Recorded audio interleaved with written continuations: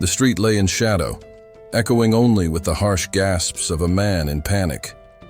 His blonde hair glinted under the occasional flicker of streetlights as he darted through a narrow alley, muttering that he should have known better. Skidding to a halt, he spun around, scanning the shadows. The silence behind him brought a brief sigh of relief. Just as he whispered to himself that he was in the clear, a blade pressed cold against his throat. Without a sound, his pursuer had closed in, delivering swift retribution before he could react. At the far end of the alley, pedestrians passed unaware, while the blonde man, trembling, offered all the cash he had in exchange for his life. His voice wavered, but the answer came sharp and final. The pursuer gave no room for bargaining. The matter was settled in one silent stroke. Elsewhere, under the calm of early daylight, Kai, a 17-year-old student at Kagura High, strolled down the sidewalk with a sluggish yawn. He muttered that he was too tired for school and attending right, after a night job was pushing it. His tousled brunette hair framed a weary face as he trudged forward. Going home wasn't an option anymore. The school loomed just ahead. Within the classroom, students had already gathered. Kai shuffled through the doorway, barely lifting his eyes as a few heads turned his way. Without greeting anyone, he slumped into his chair. Mido Shuji, the upbeat class president and a member of the soccer club, greeted him with a friendly smile. Kai barely acknowledged him, resting his head on folded arms. Mido hesitated, his hand still raised mid-greeting, while a pink-haired girl named Naga Rhea clicked her tongue in annoyance.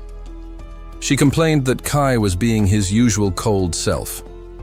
Turning to Mido, she asked why he even bothered trying.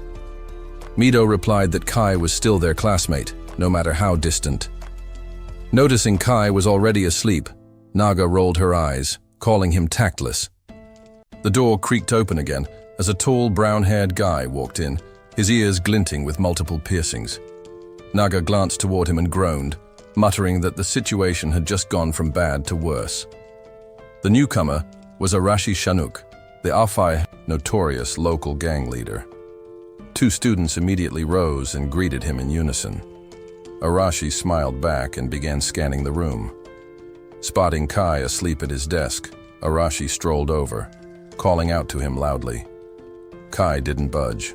Annoyed, Arashi warned that ignoring him wasn't wise. Still, Kai didn't stir. Finally, Arashi reached toward him, but before his hand got close, it was caught mid-air. Arashi's eyes widened in confusion. Kai lifted his head slowly, violet eyes staring up drowsily as he asked what Arashi wanted. Arashi growled, demanding that Kai release him. For a second, Kai seemed lost in thought. Then, with a quiet apology, he let go. Arashi yanked his hand back, rubbing it and muttering that Kai was a freak. Before the tension could spike again, a sharp voice demanded quiet. A girl with flowing blonde hair and bright green eyes, Kaki Ren, stood up, clearly unimpressed. Arashi sneered, asking if she intended to act tough too. But before he could advance, a tall girl with dark hair tied in a high ponytail stepped between them. This was Hashimoto Meyer, a member of the school's disciplinary committee. She coolly instructed Arashi to behave before he violated more rules. Etiai, that, a laid-back voice chimed in. Narumi Rihea, a pierced blonde lounging nearby, mocked Meyer's efforts, claiming no one cared about her scolding. Choosing not to get involved, Kai laid his head down again. Arashi seethed, but dropped into a seat, throwing his legs up onto the desk. The room settled. Kaki exhaled and buried herself in her textbook. Mirei continued bickering with Narumi. Mido chatted with Naga. This was Kagura High's Class 2A, where chaos was routine. Kai didn't give it much thought, retreating inward.